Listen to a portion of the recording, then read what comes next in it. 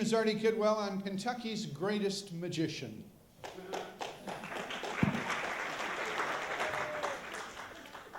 That's what we call an exaggeration. I'm actually Northern Kentucky's greatest magician. It's not exactly true either, thank you. Erlanger, Kentucky's greatest magician.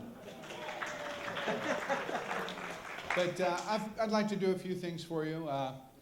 Before I go too farther, I would like to do what we call the opening effect.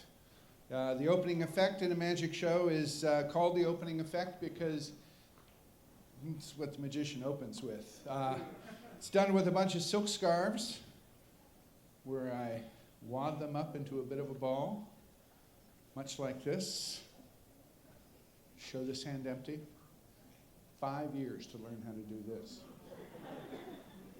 There's more. You take the silk handkerchiefs, wad them up in a good tight ball. Show this hand empty. Here's the dramatic one. And then the magician will snap his fingers, slap his hands, and the silk scarves will disappear. I hope.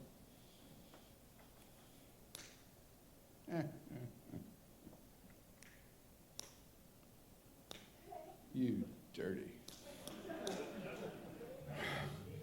I can't do that trick. I did learn to do the one, though, where you turn them all into one great big one.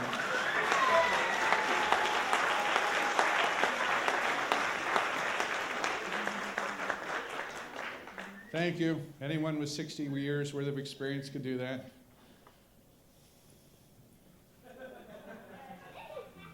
Too much. Laugh as you will.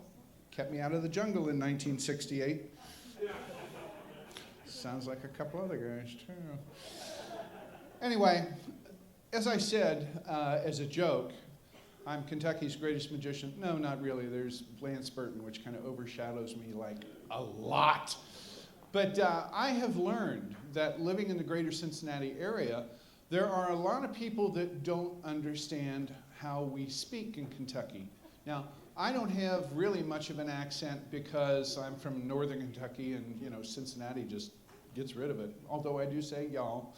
But I have traveled all over the state, and I've learned that there are certain words that work really, really well because of what I call an economy of verbiage. What that means is we cut down on it. If you go to Hawaii, it's another perfect example of a state that does this. Is it hard? I'm sorry. Well, lean against her. She's softer than the arm. Just trying to help. But anyway, if you go to Hawaii, they have a word, aloha means hello, goodbye, a lot of things. Kentucky, we have a word somewhat like that. It's what you doing? What you doing? It goes in a set, too, because what you doing is always followed by, how are you? Now, we're a rather mobile lot. You'll no doubt see our cars on I-75 disguised as Michigan plates going to Detroit. And we'll tell you that we're on our way somewhere. Again, economy of verbiage. Rather than going through all that, we just merely say, I'm on. I'm on over here, I'm on over there, I'm on to the privy. I'm on. And we'll ask you if you want to go with us. If you do, the correct affirmative response is, I suppose so. Which really looks weird upside down. Well, look at that. Anyway. Now, as no doubt you know, we're known for our cooking down south. And it seems like somebody's always in the kitchen baking or cooking or frying, usually frying something. And we'll ask you if you want to come to our house with us and have dinner. Again, economy of verbiage. Instead of saying that, we just look at you and go, gee, yeah. For goodness sake, go. If you've never had real Kentucky cooking, I've never had anything like it anywhere. I will warn you, there is one dish that we have that we call marsh rabbit.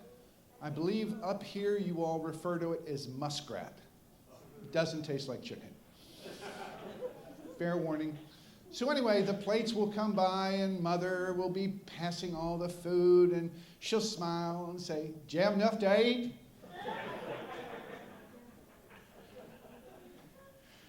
"John, some more?" "You got it."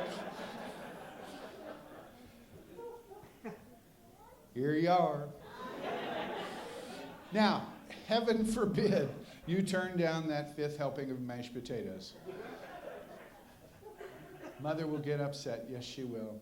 And when you say, "No, thank you, I'm not going to have any more potatoes," she'll look at you with a stern look on her face and she'll say, "Yarn!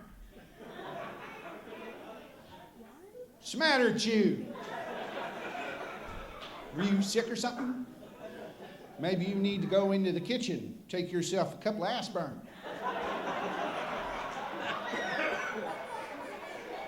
Anyway, that's Kentucky 101. If you're ever in my area, please remember to use it. Thank you. You're very kind. I do want to show you one thing here. This is one of my favorite things to show. Some of the gentlemen in the audience will know what these are.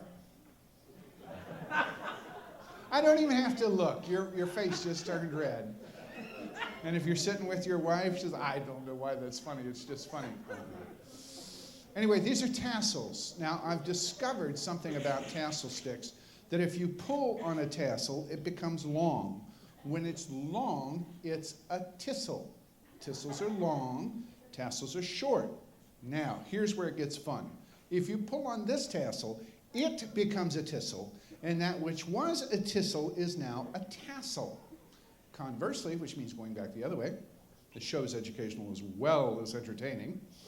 If you pull on the tassel that was a tissel, it returns to being a tissel, and that which was a tassel that became a tissel goes back to being a tassel once again. Oh, thank you. A lot of people think there's a connection in the stick, but I assure you, it's just the idiot that holds them. It wasn't supposed to be funny. But I can take a tassel and turn it into a tissel into a tassel. I can do this all day long, and it never goes wrong.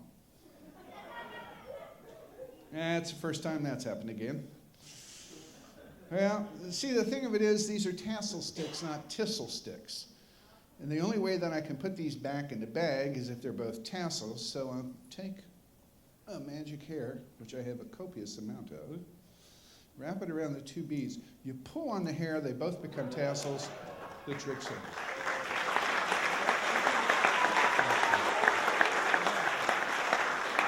Thank you very much.